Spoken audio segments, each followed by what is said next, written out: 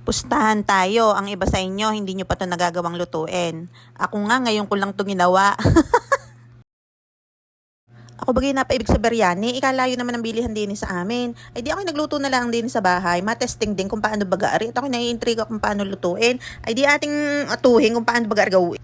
Nakakatuwa naman na rin online at lahat na laang inaandun, kompleto na, talagang lulutuin mo na laang. Ay kahit hindi ka marunong magluto, ay matututo ka basta gusto mo. At saka ang kagandahan, pagka nabili ka din sa online, ay di mas tipid. Kasi pupunta pa doon sa bilihang mahal na mahal, layo pa, magagasolina ka pa, diga.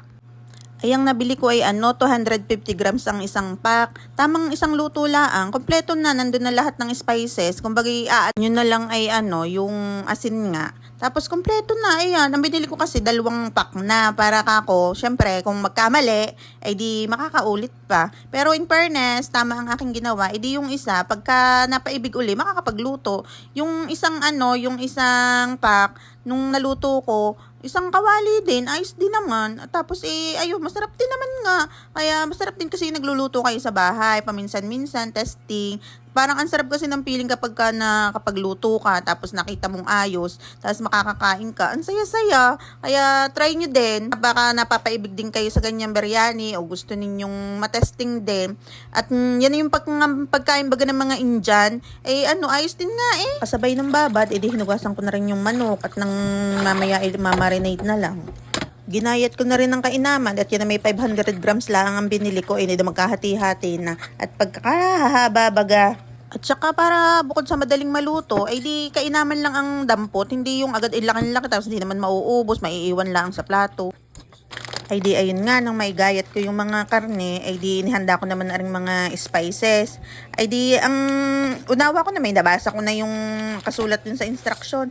Ay nakalimutan ko palang lagyan ng oil. Pero ayos din naman nung hindi ko nilagyan ng oil, nakalimutan ko. At saka tip ko sa inyo, kasi nung nagluluto ako niyan, hindi ko na lagyan ng asin. Yung pala wala pang lasa, isip ko na may kompletong-kompleto na nga. Yung pala mag-a-adding kayo ng asin, ididepende na lang sa inyong panglasa.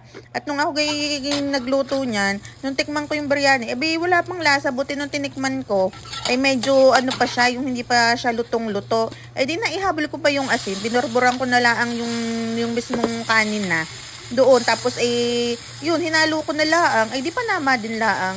Kumbaga yung asin na binudbud ko ay natunaw pa, kaya lumasa pa din. At in fairness naman yung manok ay hindi naman siya matabang. Lumasa pa rin yung asin na ini-add ko. Kaya kung kayo ay gagawa nito, ay di sa una pa lang, isama nyo na yung asin para kumbaga yung inyong biryani, yung manok, di mismong may lasa na. Hindi kagaya nung akin. Kasi first time ko nga nagluto, kaya hindi ko alam na ganun pala yun. Pero overall naman, in fairness, nagawa ko naman siya ng maayos. Tsaka sabi sa instruction, 2 and 1/2 daw cup ng water.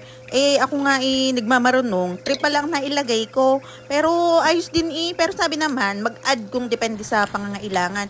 Parang sumakto din yung aking lagay na 3 cups. Tamang-tama lang ayos ang pagkakaluto. Tsaka hindi basa-basa yung biryani. Ayoko na kasi ng biryani na parang basa-basa. Gusto ko yung parang kanin lang din na tama lang yung yung pagka-in-in. Ayos tama lang yun. Basta pagka yung malapit na siyang maluto, hihinaan nyo na yung apoy para tamang in-in na lang ang mayayari sa kanya. Ay ayos din nga yung kinilabasan. Ayos.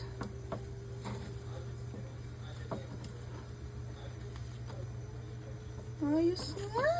Ang galing.